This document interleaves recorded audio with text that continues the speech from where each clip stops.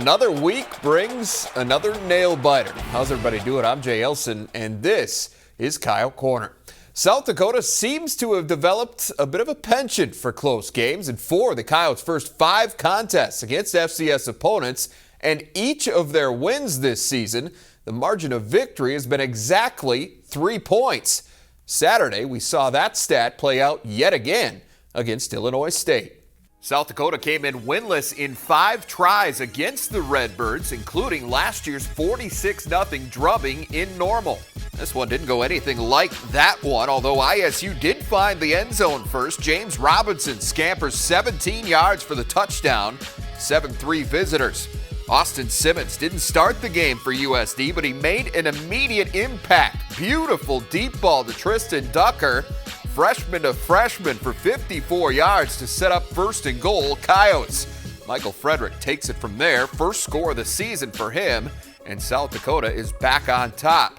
They'd strike again on their next possession. Simmons, a 15-yard strike to Riley Donovan. High fives all around. 17-7 Coyotes after 1. USD adds to its advantage in the second after a Jacob Warner interception. Simmons delivers another bullseye. Great pitch and catch to Takari Carpenter, 26 yards to make it 24-7. Illinois State rallies before the half. DeMarco Corbin caps a 10-point swing that brought the Redbirds back within 7 at the break. Corbin and company would threaten again early in the third, but a huge play by the defense. Jake Lair gets the strip. Yotes recover at their own 6-yard line, so the Redbirds get nothing. That led to a 39-yard field goal from Miles Bergner, his second of the day, and it's 27-17. Fast forward to the 4th, ISU on the move again. Corbin breaks free, but check out the hustle from Marcello Judge. The true freshman chases him down and knocks the ball loose. Alex Coker jumps on it in the end zone. So again, the Coyotes keep the Redbirds off the scoreboard. Huge play there, and it became even bigger later on. Jake Colby with a quick pass to Christian Gibbs. He slips a couple of tackles, and there he goes. 42 yards for the touchdown to cut the deficit to 3. But that's as close as Illinois State would get. The Coyotes did just enough down the stretch to close this one out, and they hang on to win it 27-24. Austin Simmons completed 13 of 30 passes for 205 yards and 2 touchdowns, though all but 74 of that came in the first half. Most of the numbers actually favored Illinois State. They outgained the Coyotes 474 to 370, but it was the turnover battle that again played the biggest role in the outcome. Momentum is really a non-factor. I think we've learned that over these few games. Momentum, it's just a mental thing, and we've come out on top a good part of the time. Key thing is you can't take anything for granted. Got to keep rolling. Focus on the next game. Celebrate a win, but next day moves on and you just start focusing on the next week. So, of course, it feels good, but I think it's safe to say that we're not done yet, attitude-wise. Austin Simmons made the most of his first extended action. Find out how the head coach felt about his young quarterback's performance when we come back. Coyote Corner on Midco Sports Network is presented by Sanford Orthopedics and Sports Medicine, Dakota Land Honda, and your Core Trust Bank. Well, with Saturday's win over Illinois State, South Dakota has now matched its best start in the Missouri Valley Football Conference at 3-1. And joining us now to talk a little bit more about his team's most recent victory is head coach of the Coyotes, Bob Nielsen. Bob, let's start with the situation at quarterback. Chris Streveler, of course, not able to play on Saturday due to the concussion he sustained at Indiana State. So I've got a two-part question for you here. First, how close was he to being ready? And then what was the plan going forward once you realized he wasn't able to go? Yeah, we, Chris practiced during the week. As we got to the end of the week, we're always going to err on the side of caution with those types of injuries, and just felt that, he wasn't ready to go. And we had worked the majority of the reps during the week with Ryan Sager and Austin Simmons.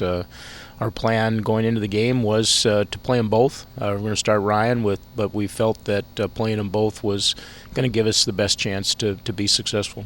Ryan did get the start. He's played a lot of football in his career here, so you knew what you were going to get with him. But that was not necessarily the case with Austin Simmons. Outside of a few snaps earlier in the season, this was really going to be his first extended action at the collegiate level. So what were your expectations for him going into this game?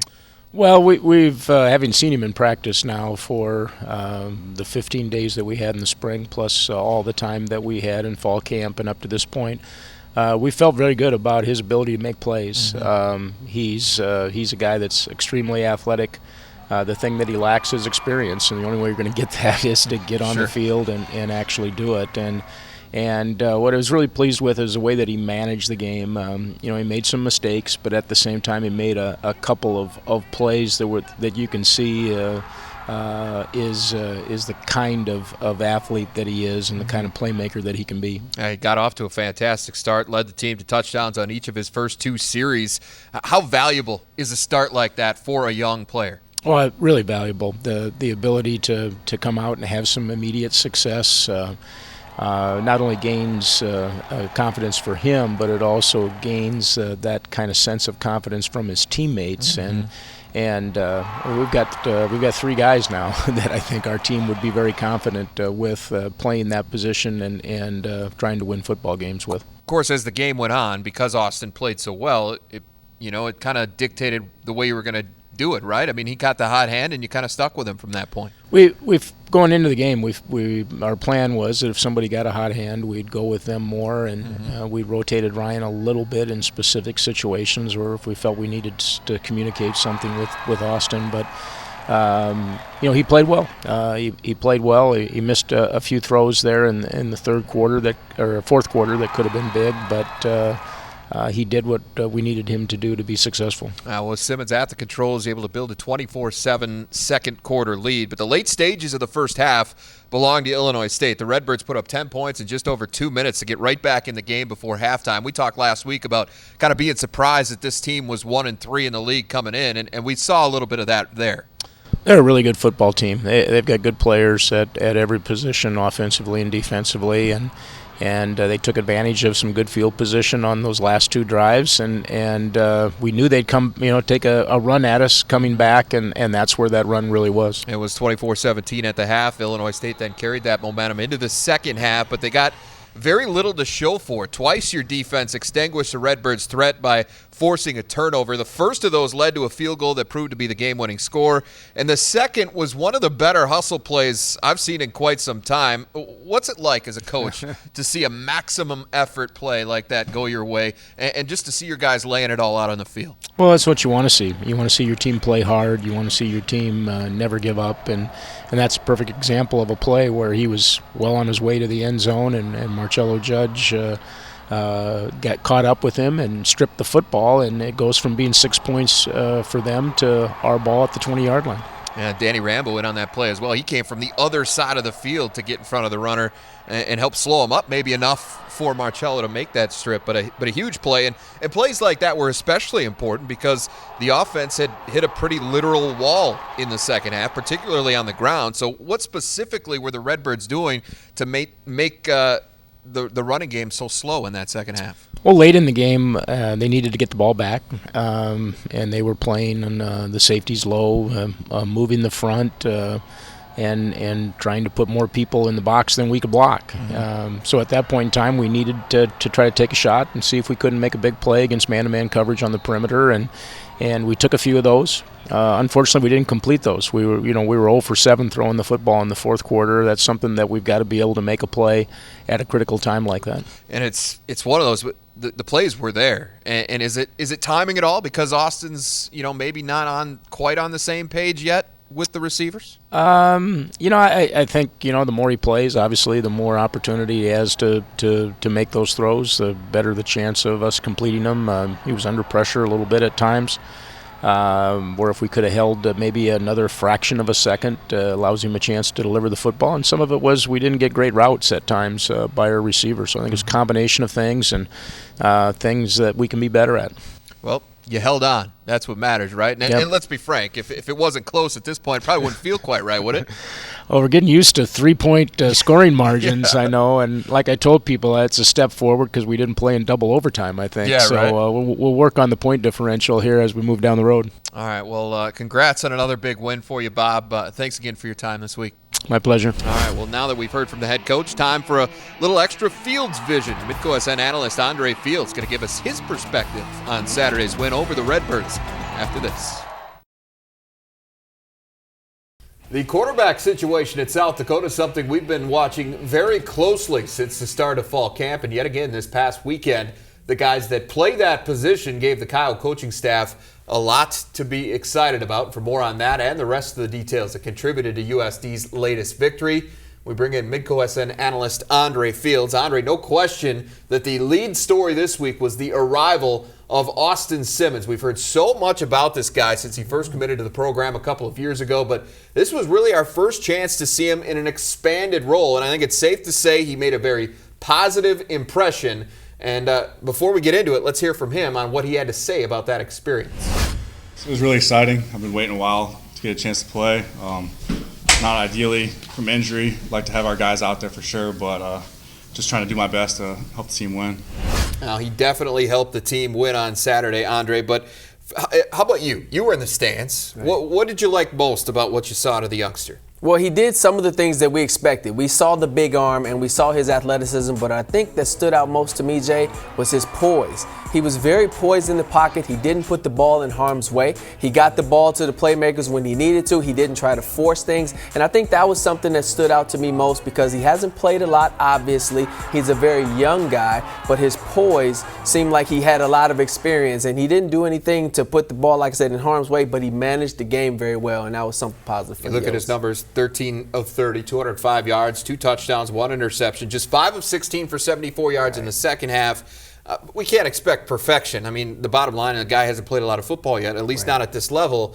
But, man, there were a lot of encouraging signs there in that first half where you think, whoa, the future is here a little bit, you know. I mean, and you don't want to put the cart before the horse, but still very positive stuff from number 3 on Saturday. Well, Simmons and the Coyotes did have success through the air, but they did not get a whole lot done on the ground. South Dakota finished with just 123 yards rushing. That was their second lowest total of the season. Illinois State completely sold out to stop the run. Basically dared the Coyotes to beat them over the top, which they did try to do, taking several deep shots down the stretch. Was this maybe a little of Simmons' inexperience, though? Because he did have guys open. He just missed them. Yeah, I think some of it was inexperience, but some of it was Illinois State's defense. The inexperience came from the fact that he just had some overthrows, he had some underthrows when he had pressure in his face. And I think some of that will come when he's played more snaps. But yes, Illinois State did a lot to make sure that he was off balance when he made those throws and not throw them from a set position. So you get a little bit of inexperience, but you also got to give some Illinois State credit to the defense. Now, on the other side of the ball, the Coyotes delivered some seriously clutch defense, particularly in the turnover department. Those 2 second-half takeaways might have been the single biggest keys to this victory. Absolutely, because not only were they takeaways, but they were takeaways in the red zone when Illinois State was going in to score points. And I think those were game changers for the Coyote defense and for the whole team in general. I mean, you get turnovers, that's going to obviously energize your football team, but to get them in those spots was huge for USD, and then they were able to turn that momentum onto the other side of the ball and come out with the victory. And we've seen it go the other direction a few times this year, but over the last couple of weeks, that tide has really started to turn in their favor. South Dakota also very good on third down. Illinois State just 3 of 14. Put that together with last week's effort against Indiana State. And the Coyotes' last 2 opponents now combined 4 for 29 on third down. And I tell you what, Andre, you continue to do that, you're going to continue to win football games. Absolutely, Jay, because that's probably one of the biggest stats that defensive coordinators look at to see how their defense is doing. How are we doing on third down? Are we getting the ball back to our offense? Are we getting off the field? And for in 2 games to have a 14% third down percentage, that is huge. You continue that and you definitely going to win a lot of ball games. And it's big in a game when you're outgained as significantly as they were, too. But Bob Nielsen said afterwards 2 things. You win turnovers, you win on third down, Doesn't matter how much you give up. Bend, but don't break. Exactly. All right, well, finally, we did have some relatively big news that's come out in the aftermath of Saturday's win. That is that South Dakota is ranked for the first time since 2011 nationally. The Coyotes checked in number 25 in this week's FCS coaches poll. So let me ask you, Andre, as a football alum at USD, what does this mean to you? Well, it just means that we're moving in the right direction. I mean, it's obviously going to help with momentum. It's going to help with playoff positioning, should that come into play later. It's going to help with recruiting. I mean, and it's a pat on the back. I can walk around and brag a little bit as an alum, as you said. But, yeah, definitely a positive sign, especially so early in Nielsen's tenure with USD. All right, good stuff, Andre. Thanks for your time. We'll see you back here next week. Absolutely. All right, well, this next game has been circled on a lot of people's calendars since December. We're going to preview the highly anticipated matchup with Bob Nielsen's former team after this. And welcome back. Well, for head coaches, it's not often that the opponent is almost as familiar as your current team. But that's exactly where Bob Nielsen finds himself this week as he prepares to face off against his former team for the first time. You always know players on the other team from recruiting. That's certainly different when you've had an opportunity to coach the majority of the young men that you're going to play against, and they're a great group of young men, a really good football program, and you know what they're going to get. They're going to play hard. Nielsen, of course, came to the Coyotes after spending the previous 3 seasons at Western Illinois, where he led the Leathernecks to the playoffs last year. And while he understands why many are calling this a grudge match, he says it's important to remember the bigger picture. A tremendous amount of respect for those young men and the work that they do and what that program is doing, and I would think there's probably the same. So I think the game is really more about where the programs are at, but it's a game that's very important to both teams right now. Now, in terms of the Leathernecks, his ties to that program rank very low on his list of concerns. Success against them, he says, will hinge largely on a couple of key things. We've got to move the ball with consistency and try to keep the ball in our possession. Those are some of the things that have not been good for us the last couple of weeks, particularly late in the games when we've had leads. The Coyotes are 2-4 all-time against Western Illinois, with all 4 losses coming since the two became league rivals back in 2012. Kickoff at the Dakota Dome is scheduled for 2 p.m. Central, and you can find that game live right here on Midco Sports Network.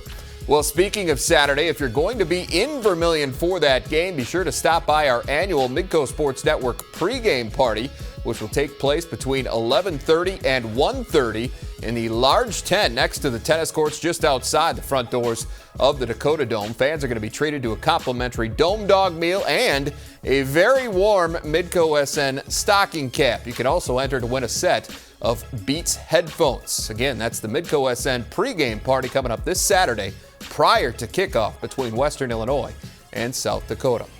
Well, life is full of tough choices, and while this South Dakota graduate assistant had options, the decision to pursue football was all about passion. Callie Stewart has his story next. Coyote Corner on Midco Sports Network is presented by Sanford Orthopedics and Sports Medicine, Dakota Land Honda, and your Core Trust Bank. And welcome back. Well, he might not have taken the traditional route to get into coaching, but USD football grad assistant Colby Felts definitely has the brain power academically and athletically to do whatever he sets his mind to. Kelly Stewart explains. Colby Felts was a standout high school football player for Remsen Union, located in Remsen, Iowa. He was part of the winningest football class in school history with a combined record of 32-11, was a 3-time All-District performer and a 3-time district champion. Adding more to his gridiron greatness, Felts was a Wendy's Heisman State finalist and National Merit Scholar semifinalist. All of his accomplishments on the field hinted that he would play in college, but Felts had a different plan in mind. Growing up, my mom worked in healthcare, and I thought, well, this was really something to be interested in, helping people out. Being a doctor is a really rewarding profession, and so I thought, okay, well, I want to go to USD. I love the school, love the medical school. I'm like, give up on sports for a little bit, grow up. So Felts became a Coyote, but Remsen Union's class valedictorian still couldn't quite get away from football. As soon as I told my high school coaches I wasn't going to play in college or all right, you're going to help us coach high school football. I really didn't get an option in that. And that's where it all started. While attending school full-time, he helped coach his hometown team for 2 years. After that second year, had one more year of undergrad left, and I'm like, well, see if I can help out the football team here. Went to Luke Gross' office, talked to him and said, hey, I'm here to help. He's like, we have a job in the video department. So I kind of got started here while I was finishing my undergrad. As long as I wasn't in the coach's way, not bugging him too much, that's kind of what I tried to do and learn as much as I could. And with the brain power of Felts, learning quickly wasn't hard to do. But while his coaching life was picking up, he hadn't forgotten about the reason he came to USD in the first place. Applied for medical school at the same time. I interviewed here in November, but I didn't find out until February of the next year. Well, in January, Coach Bashana, the old coach here, offered me the graduate assistant spot, and I didn't know about medical school yet, so said, well, this is a really unique opportunity for me. I didn't plan on it, but I'm going to hop on it, and found I got into medical school. I was able to defer the decision for a year, and then this past February I decided, well, I think I'm going to stick with coaching, so I ended up doing this. That decision definitely turned out well for Felts, who had the opportunity to not only break down film, but coach the running backs as well. This year, he's the guy that's always 1 week ahead, prepping the coaches Sunday morning after game day for the next Saturday's opponent and making sure the scout team defense is on track.